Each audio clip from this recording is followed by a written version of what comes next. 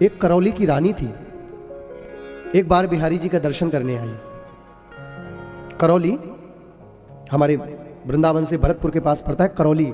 करौली की रानी बिहारी जी का दर्शन करने आई, लेकिन जब वो बिहारी जी के मंदिर पर आई तो इतने सुंदर हैं हमारे बाके बिहारी कि उनको देख करके उसकी नजर बिहारी जी से लड़ गई। एक तक देखती रह गई ठाकुर जी को, और उसकी धीरे धीरे खड़े होने की मुद्रा बदलने लग गई।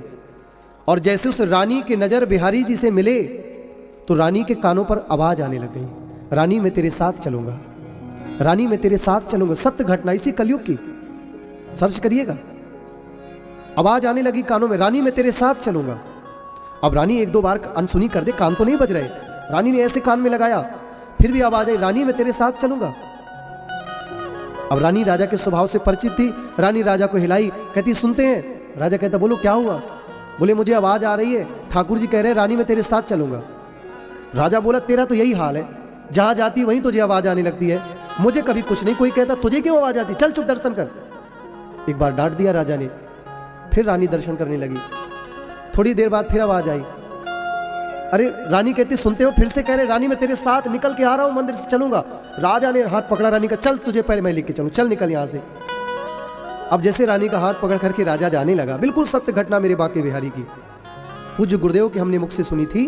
तो जैसे रानी का हाथ पकड़ करके राजा जाने लगा तो आपने देखा होगा बिहारी जी के मंदिर पर पीछे आकार बना है, नंदी मुख बना है, उससे जल गिरता रहता है, परिक्रमा जिसे हम पूरी बिहारी जी की करते हैं। तो रानी को जब लेकर के गेट से राजा जाने लगा तो रानी को क्या दिखता है कि मेरे पीछे घुंघरू की आवाज आ रही है, छम छम छम, मानो बिहारी जी पीछे आ रहे हैं। अब रानी को लग रहा है मेरे पीछे कोई आ रहा है। रानी बार बार मुड़ के देखती है।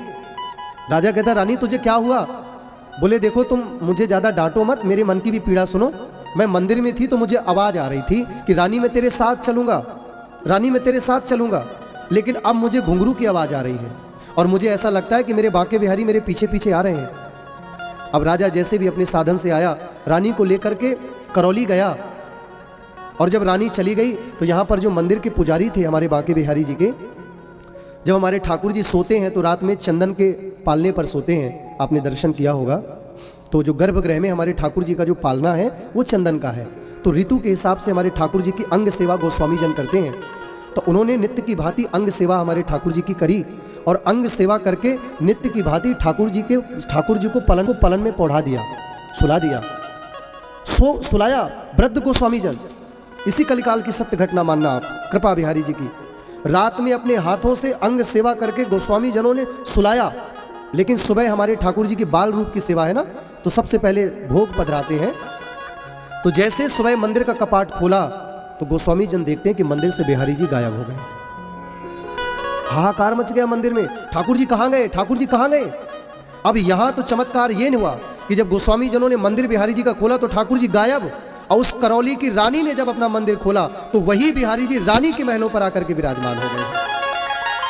रानी चौंक गई, राजा के नेत्र सजल हो गए। रानी कहती देखो तो मुझे डांट रहे थे ना कि तेरे तो कान बजते हैं, मेरे क्यों नहीं बजते? तो मुझे डांट रहे थे, देखो ठाकुर जी आ गए अपने मंदिर, बैठ गए। मैं कह रही थी तुमसे, देखो ठाकुर जी की मुझे घुंघरू की आवाज आती थी।